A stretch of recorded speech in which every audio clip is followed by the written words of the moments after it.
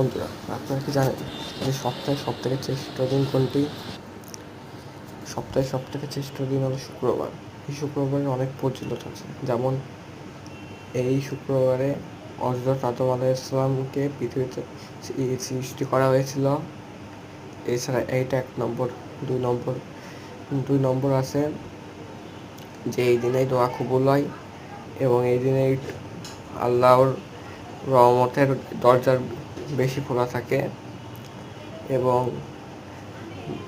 যে ব্যক্তি এক জুম্মা থেকে আরেক জুম্মা পর্যন্ত নিয়মিত 5 ওয়াক্ত নামাজ পড়বে, ইস্তেগফার করবে, তওবা করবে এবং বেশি বেশি দোয়া করবে, আল্লাহ তাআলা তার সমস্ত গুনাহ মাফ করে দেবেন। তাহলে দেখুন এই আমাদের কতটা ফজিলত এই জুম্মার দিনে আছে। তো আসুন সব ভাই বোনেরা আমরা জুম্মার দিনের গুরুত্ব এবং ফজিলত সম্পর্কে জানি এবং আমরা পালন করি।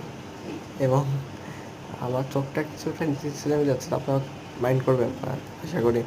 তো কত গুরুত্ব আমরা তাদের বুঝতে পারি এবং আমরা সবাই আমল করার চেষ্টা করি।